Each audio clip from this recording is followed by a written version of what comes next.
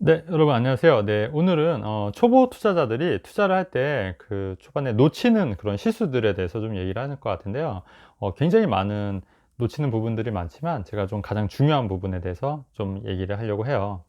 우선 초보 투자자분들이 놓치는 실수 중 하나가 뭐냐면 투자 소득, 그러니까 재테크 소득이 굉장히 크니까. 왜냐면은 뭐 집을 팔았는데 몇 억을 벌었다, 주식 투자를 했는데 뭐 몇 천만 원을 벌었다, 이런 얘기가 들려다 보니까 아무래도 이런 투자 소득, 재테크 소득에 대해서 굉장히 이제 크게 생각을 하는 거죠.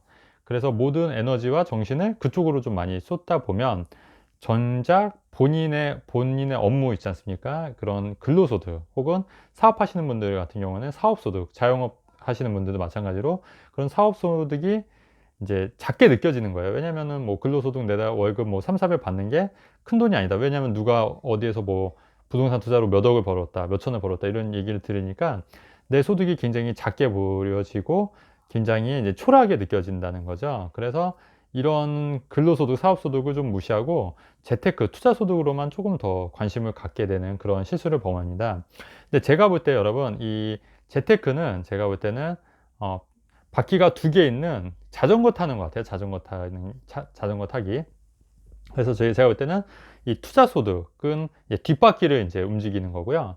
그다음에 내가 페달을 밟는 거는 이제 근로소득이나 사업소득을 이제 얘기를 하는 것 같아요. 그래서 여러분들도 너무 이 투자 소득에만 치중을 하다 보면 뒷바퀴가 점점점 커지는 거예요. 그러면 온전히 못 가겠죠. 내가 페달을 밟고 열심히 일해야 되는 거는 이제 근로소득, 사업소득이어야 된다는 얘기예요. 그렇기 때문에 너무 이 투자 소득에만 올인을 하시면 정작 내 페달을 못 밟아서 자전거가 나아가지 못한다. 그렇기 때문에 이 근로소득 혹은 사업소득, 장사하시는 분들은 영업소득에 대해서도 신경을 쓰셔야 된다.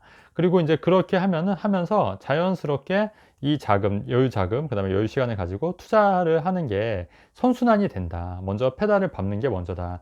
그리고 여러분들 지금 직장인들, 사회초년생들 같은 경우 급여가 굉장히 작기 때문에 이 내가 받는 소득이 굉장히 작다고 생각하실 거예요. 근데 연차가 쌓이고 내가 몸값이 올라가게 되면 이 근로소득도 점점 많아집니다. 그래서 이제 뭐 10년 차가 되시거나 하면은 생각보다 정말 많은 급여를 받게 돼요. 그래서 그 급여를 잘 활용해서 이제 뒷바퀴로 움직일 수 있도록 그렇게 잘 활용을 하셔야 될 것 같습니다. 그리고 또 하나가 뭐냐면 여러분들이 이 근로소득을 너무 없이 여기면 안 되는 이유가, 여러분 지금 금리 몇 프로죠? 지금 은행 금리가 2%가 채 안 돼요. 그렇다고 하면은 10억을 넣어놔도 연간 2천만 원, 거기다 이자 소득세 15.4% 떼면 2천만 원이 채 안 되는 거예요, 연간. 2천만 원은 한 달로 나누면 한 100, 그래서 160만 원 정도 되겠죠? 160만 원 채 안 돼. 한 150만 원 정도 세금 떼고 하면은 150만 원 정도 된다는 얘기예요. 그러면 내가 급여를 300만 원 받는다는 거는 현재 금리로 내 자산을 한 20억 정도를 은행에 예치를 했을 때 받는 급여가 그 이자랑 내 급여가 똑같다는 얘기예요. 그래서 300만 원이 결코 적은 돈이 아니라는 얘기입니다, 여러분. 그 300만 원을 내가 받기 위해서는 내가 20억의 자금을 예금을 예치해야 된다는 거예요. 물론 지금 금리가 워낙 많이 내려서 그런 것도 있고, 솔직히 20억으로 월 300만 원 이상 더 많이 만들 수 있는 방법들도 굉장히 많긴 해요. 근데 제가 말씀드리고 싶은 거는 무위험 수익 같은 경우에는 은행에 그냥 단순히 예금하는 거잖아요. 그러니까 위험이 하나도 없는 수익을 따졌을 때 한 20억을 넣어야지 내가 300만 원을 받을 수 있다, 이런 얘기가 되는 겁니다. 그래서 여러분들이 받고 있는 급여가 절대 작은 건 아니다. 그리고 물론 여러분들이 그 은행에서 다박다박 이자 받는 거는 이제 그렇게 노력이 안 들어가지만 여러분들이 열심히 일해서 받는 거긴 하잖아요. 하지만 이거에 대한 리스크는 없는 거기 때문에 열심히 일해서 받는 금액이 결코 여러분들 노력이 적다, 이런 뜻은 아니에요. 절대 아닌 거고. 그러니까 제 말은, 그러니까 여러분들 받는 급여가 내가 아무것도 일하지 않고 은행에 20억을 넣어놨을 때 받는 급여 300만 원이기 때문에, 여러분들 받는 급여가 그런 자산을 만들었을 때 나오는 돈이기 때문에 결코 작은 건 아니니까 이 부분도 소중하게 생각을 하고 그 돈을 가지고 어떻게 뒷바퀴를 움직일까를 같이 고민하시는 게 중요하겠다. 예, 이런 얘기를 좀 하고 싶은 거고요. 그래서 여러분 자전거가 돌아가려면 어떻게 해야 되죠?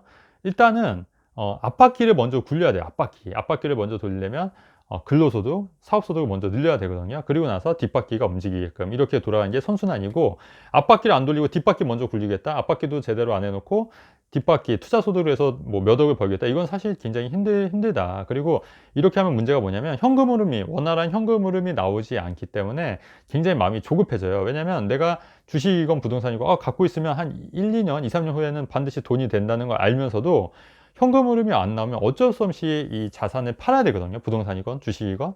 1, 2년 후에 대박이 날 것 같지만 당장 내가 먹고 사는 게 없으면은, 현금 흐름이 안 나오면은 팔아야지 어쩌겠습니까? 그래서 결국 손해를 보거나 아니면 이제 그렇게 많은 이익을 얻지 못하고 파는 경우가 굉장히 많다. 이렇게 보시면 되고, 그래서 여러분들이 가장 중요한 게, 핵심이 뭐냐면 먼저 앞바퀴를 잘 굴릴 수 있는 근로소득과 사업소득을 먼저 만들어 놓으신 게 중요하다. 그리고 나서 이제 뒷바퀴 소득, 그러니까 투자소득, 자본소득에 또 이제 천천히 준비하시면 되는데, 제 경우 같은 경우에도 그랬던 것 같아요. 저도 처음에는 초기에 이제 근로소득과 사업소득이 굉장히 치중을 했던 것 같아요. 내 몸값을 올리고 어떻게 하면, 또 제가 영업 직군에 있다 보니까 어떻게 하면은 또 이제 영업을 잘 해서 돈을 벌까, 이런 부분에 굉장히 이제 초점을 맞췄고, 그 잉여 자금과 잉여 시간을 통해서 이제 뒷바퀴, 이제 투자 소득에 대해서 조금씩 이제 준비를 해서 이제 움직였던 것 같은데, 항상 이게 중요해요. 그래서 투자를 할 때도 항상 이 투자 소득만 너무 크게 보시지 마시고, 지금은 근로소득과 사업소득에 더 집중해서 돈을 버실 때야 한다. 처음에 이제 초보 투자자들 같은 경우에 그렇게 되는 거고, 지금 같은 경우는 저는 사실은 이 근로소득, 사업소득보다 이 투자소득이 훨씬 더 많아졌어요. 뭐 올해만 하더라도 이 근로소득, 사업소득, 제가 뭐 적지 않게 돈을 벌고 있긴 한데 이거보다도 훨씬 더 이 투자소득이 많기 때문에 이게 이제 바람직한 구도인 것 같아요. 그리고 근데 이게 매번 있는 게 아니라, 이 투자소득 같은 경우에는 이제 내가 사놓고 한 2, 3년 후에 팔았을 때 이제 소득이 발생하는 거지 않습니까?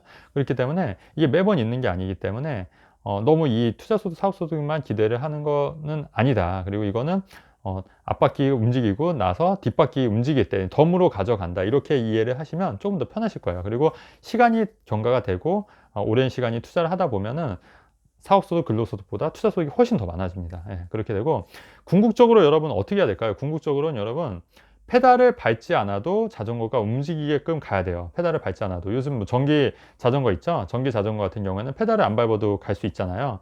그런 식으로 내가 굳이 사업소득, 근로소득을 만들지 않아도 돈이 나오는 그런 시스템을 만드는 게 중요한데, 그러기 위해서는 여러분 기본적으로 굉장히 경제 공부도 많이 하셔야 되고, 부동산 공부도 많이 하셔야 되고, 뭐 주식이나 펀드 쪽 관련되신 분들은 또 그런 투자 공부도 많이 하셔야 되지만, 무엇보다 중요한 건 사회초년생 혹은 초보 투자자들 같은 경우에는 어떻게 내 몸값을 올려서 근로소득을 높일까, 그죠? 그 다음에 어떻게 사업을 해서 내 사업 소득을 높일까, 이 부분도 굉장히 신경을 쓰셔야 된다. 네, 이런 얘기를 좀 하고 싶습니다. 그래서 오늘의 결론은 뭐냐면, 여러분 자전거 탈 때 앞바퀴와 뒷바퀴의 균형을 맞춰서 움직이듯이 투자 소득도 물론 중요하지만 앞에 내 페달을 밟을 수 있는 건 근로소득과 사업소득이다. 그리고 그런 근로소득과 사업소득을 마련하기 위해서 굉장히 이 부분도 집중해서 준비를 해야 되고, 단순히 투자소득만 너무 올리려고 그렇게 애쓰다 보면 오히려 근로소득, 사업소득이 이게 힘을 못 받기 때문에 균형을 맞춰서 투자와 사업과 근로소득을 같이 만들어 가는 게 중요하다. 네, 이런 내용을 전달하겠습니다. 네, 핵심은 이렇고, 네, 좋아요, 구독하기 누르면 좋겠습니다. 여러분 미래를 읽으면 여러분들의 인생이 바뀝니다. 네, 감사합니다.